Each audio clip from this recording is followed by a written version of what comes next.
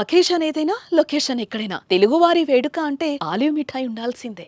Welcome to Suman TV. చాలా స్పష్టంగా భారతదేశ ప్రజలు ఏం కోరుకుంటున్నారో, భారతదేశ ప్రజల మనసులో ఏముందో ప్రధాని మోదీ అదే విషయాన్ని ఇవాళ ప్రకటించారు. మధ్యాహ్నం నుంచి ఢిల్లీలో కీలకమైన సమావేశం జరిగింది, సెక్యూరిటీ సమావేశం. ఈ సెక్యూరిటీ సమావేశం తర్వాత చాలా కీలకంగా, చాలా స్పష్టంగా ప్రపంచానికి, పాకిస్తాన్కి అర్థమయ్యేటట్టు చెప్పారు, యుద్ధం ముగిసిపోలేదు అని. యుద్ధం ముగిసిపోవాలి అంటే చాలా స్పష్టంగా ఒక కండిషన్ కూడా పెట్టారు ప్రధాని మోదీ, పీఓకేని పైన చర్చ జరగాలి అని. ఆల్రెడీ ఉదయం అమెరికా అధ్యక్షుడు డొనాల్డ్ ట్రంప్ చెప్పారు, కశ్మీర్ విషయంలో మధ్యవర్తిత్వానికి నేను సిద్ధంగా ఉన్నాను అని. కానీ ఎవడి మధ్యవర్తిత్వం అక్కర్లేదు అని కూడా క్లారిటీ ఇచ్చారు ప్రధాని మోదీ. ఒకవేళ చర్చ అంటూ జరిగితే నిజానికి రేపు మధ్యాహ్నం 12 గంటలకి పాకిస్తాన్కి భారత్కి మధ్య ఈ కాల్పుల విరమణ పైన ఒక స్పష్టమైన చర్చ జరగాల్సి ఉంది. అయితే ప్రధాని మోదీ చాలా స్పష్టంగా చెప్పారు, చర్చ అంటూ జరిగితే పీఓకే గురించే జరగాలి తప్ప ఇంకో వేరే అంశం గురించి జరగాల్సిన అవసరం లేదని చెప్పారు. ఇదంతా చూస్తుంటే చాలా స్పష్టంగా భారతదేశ లక్ష్యం ఏంటి అనేది అర్థమైపోతుంది. ఇప్పటికే భారత్ చాలా ఆంక్షలు విధించింది పాకిస్తాన్ పైన, సింధు జలాల్ని కట్టడి చేసింది, అలాగే బార్డర్లను మూసివేసింది, అట్లాగే వైమానిక గగనతలాన్ని మూసివేసింది, వ్యాపార సంబంధాన్ని మూసివేసింది, నౌకా సమానాన్ని మూసివేసింది, భారతీయ వస్తువుల ఎగుమతిని మూసివేసింది, పాకిస్తాన్ వస్తువుల దిగుమతిని కూడా మూసివేసింది. ఇవన్నీ జరగడం వల్ల పాకిస్తాన్ తీవ్రంగా ఆర్థికంగా దెబ్బతిన్నది. పాకిస్తాన్కి సింధు జలాలు లేకపోవడం వల్ల తీవ్రమైన కష్టాల్లోకి వెళ్ళిపోతుంది పాకిస్తాన్.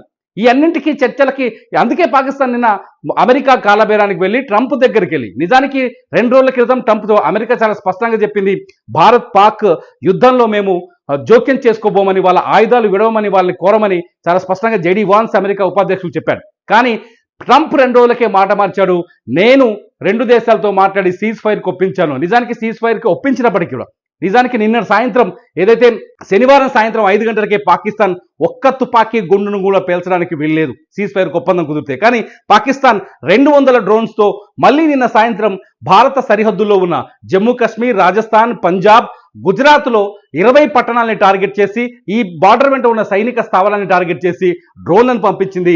భారత డిఫెన్స్ వ్యవస్థ వాటిని చాలా ధీటుగా ఎదుర్కొంది. నిజానికి సీజ్ ఫైర్కి భారత్ కట్టుబడి ఉన్నప్పటికీ కూడా పాకిస్తాన్ దుశ్చర్యలకు పాల్పడుతూనే వస్తుంది. ఈ నేపథ్యంలో భారత్ చాలా స్పష్టమైన నిర్ణయం తీసుకుంది, పీఓకే మీద చర్చ జరిగితేనే యుద్ధం ఆగుతుంది, లేకపోతే యుద్ధం ఆగదు అని ఒక క్లారిటీ ఇచ్చింది. ప్రధానమంత్రి మోదీ చాలా స్పష్టంగా ఇవాళ ఆర్మీ త్రివిధ దళాలకు కావచ్చు, ఆర్మీ చీఫ్ కావచ్చు, చాలా స్పష్టమైన ఆదేశం ఇచ్చారు. ఒక్క తుపాకీ గుండు పాకిస్తాన్ నుంచి వస్తే, ఒక్క తుపాకీ గుండు పాకిస్తాన్ సరిహద్దులో పేలితే మేము పిరంగి గుండ్లను పేలుస్తామని చెప్పారు, ధీటుగా సమాధానం చెప్తామని చెప్పారు. ఆల్రెడీ ఇండియన్ ఎయిర్ ఫోర్స్ చాలా స్పష్టంగా చెప్పింది, పాకిస్తాన్లో ఉన్న చాలా కీలకమైన ఎయిర్ ఫోర్స్ల పైన, వాళ్ళ బేస్ల పైన దాడులు చేశామని కూడా ఇవాళ అధికారికంగా ప్రకటించింది. అంటే అంతకు ముందే ఇండియన్ ఎయిర్ ఫోర్స్ చాలా స్పష్టంగా ఇంకొక ప్రకటన కూడా చేసింది, ఆపరేషన్ సింధూర్ ముగిసిపోలేదు అని. ఆపరేషన్ సింధూర్ గురించి కొద్దిసేపటి క్రితం నేను చేసిన వీడియో మీరు సుమన్ టీవీలో చూడొచ్చు. ఆపరేషన్ సింధూర్ వేరు, యుద్ధం వేరు. ఇవాళ పీఓకే గురించి ప్రకటించడం వేరు అవుతుంది. సో పీఓకే భారత్ టార్గెట్ అనేది చాలా స్పష్టంగా అర్థమైంది. ఎందుకంటే 1972లో ఇందిరాగాంధీ ప్రధానమంత్రిగా ఉన్నప్పుడు సిమ్లా ఒప్పందంలో కుదుర్చుకున్నప్పుడు ఎల్ఓసిని అలాగే ఉంచారు. ఎల్ఓసిని దాటి లోపలికి రామని చెప్పారు. కానీ ఆ ఒప్పందాన్ని, సిమ్లా ఒప్పందాన్ని పాకిస్తాన్ ఆల్రెడీ తూలనాడింది. ఆ పాకిస్తాన్ సిమ్లా ఒప్పందాన్ని నాశనం చేసింది, తూట్లు పడుస్తూ వచ్చింది. కాబట్టి పాకిస్తాన్ గురించి ఇప్పుడు చర్చించాల్సిన అవసరం లేదు. ఇది చాలా స్పష్టంగా ఇండియన్ డిఫెన్స్ నిపుణులు చెప్తున్నారు. ఇండియాతో పూర్వపు ఎవరైతే ఆర్మీలో పనిచేసిన సీనియర్లు ఉన్నారో వాళ్ళు చెప్తున్నారు, డిప్లొమాటిక్ చర్చలు జరిపిన వాళ్ళు చెప్తున్నారు, భారతీయ వ్యూహకర్తలు కూడా చెప్తున్నారు, పాకిస్తాన్తో చర్చలేది, అదొక దరిద్రమైన దేశం. ఆ దరిద్రపు దేశం మాట మీద కట్టుబడి ఉంటుందా?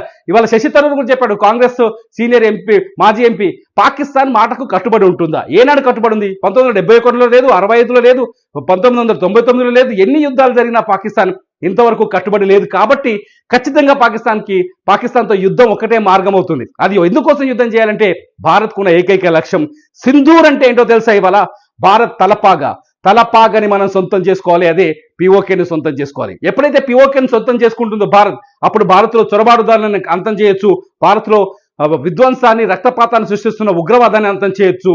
సింధూరు పీఓకేని సొంతం చేసుకుంటే ఇటు ఆఫ్ఘనిస్తాన్ కూడా మనకు మద్దతు ఇచ్చే అవకాశం కనిపిస్తుంది. చైనా కొత్తగా మాట్లాడుతుంది, పాకిస్తాన్ భూభాగంలోకి పోతే చైనా మాటల్లో అర్థమే ఉంది. పాకిస్తాన్ ఆల్రెడీ పీఓకేని స్వాధీనం చేసుకుంది, అది భారత భూభాగమే. చైనా కొంత పంచిచ్చింది, అది భారత భూభాగమే. చైనా దొంగ నాటకాలు ఆడుతుంది. ఎందుకంటే బలూచిస్తాన్లో, పాకిస్తాన్లో ధనవంతమైన ప్రావిన్స్ ఉంది బలూచిస్తాన్లో ఉన్న అద్భుతమైన బంగారు గనుల్ని, బొగ్గు గనుల్ని, రాగి గనుల్ని సొంతం చేసుకోవడం కోసం చైనా గ్రోత్ కారిడార్ ఒకటి నిర్మిస్తోంది. అందుకోసం పిఓకేకి మద్దతు ఇస్తుంది, అందుకోసం పాకిస్తాన్ మద్దతు ఇస్తుంది. టర్కీ లాంటి దేశాలు వాళ్ళ ఆయుధాల వ్యాపారాలు చేసుకోవడానికి పాకిస్తాన్కి మద్దతు ఇస్తున్నాయి. నిన్న IMF ద్వారా నిన్న 20,000 కోట్ల రూపాయల లోన్ని నిన్న మంజూరు చేశారు. 20,000 కోట్ల రూపాయలు యుద్ధం మీద ఇన్వెస్ట్ చేయబోతుంది పాకిస్తాన్. ఇవన్నీ తెలిసే ప్రధానమంత్రి మోదీ చాలా స్పష్టంగా ఒక నిర్ణయం తీసుకున్నారు. కంటికి కన్ను తీస్తాం, పంటికి పన్ను తీస్తాం, తుపాకీతో కాలిస్తే పిరంగితో దాడి చేస్తాం, పిఓకే మీద తప్ప ఇంకా దేని మీద మాట్లాడమని. సో ఇది ఒక భయంకరమైన హెచ్చరిక పాకిస్తాన్కి అని చెప్పొచ్చు. పాకిస్తాన్కే కాదు, పాకిస్తాన్ ఆధారంగా చేసుకొని పాకిస్తాన్కి అనుకూలంగా మాట్లాడుతున్న దేశాలకు కూడా ఇది ఒక భయంకరమైన హెచ్చరిక అని చెప్పాలి. ఈ హెచ్చరికతో భారత్ శక్తి సామర్థ్యాలు ప్రపంచానికి చాటి చెప్పినట్టు అయింది. భారత్ ఎంత ధైర్యంగా, ఎంత శక్తివంతంగా, ఎంత బలోపేతంగా ముందుకెళ్ళబోతుంది అనే విషయాన్ని చాలా స్పష్టంగా చెప్పినట్టయింది. మొత్తానికి ఒక్కటి మాత్రం కన్ఫర్మ్ అవుతుంది, భారత్ యుద్ధానికి రెడీగా ఉంది. యుద్ధం ముగిసిపోలేదని ప్రధాని నోటి మాటల ద్వారా చాలా స్పష్టంగా అర్థమవుతుంది. మీరేమనుకుంటున్నారు? భారత్ యుద్ధం చేయాల్సిందేనా? మనం గత నుంచి మాట్లాడుకుంటున్నట్టుగా పిఓకేని స్వాధీనం చేసుకోవాల్సిందేనా? భారత్ ఇంకా ఎటువంటి వ్యూహాలు అనుసరించాలి? ఏం చేయాలి? ప్రధాని మోదీకి మీ మద్దతు ఉందా? ఈ వీడియో కింద కామెంట్ చేయండి. మీ కామెంట్స్ పైన నేను మరో వీడియో చేస్తా. చూస్తూనే ఉండండి సుమన్ టీవీ.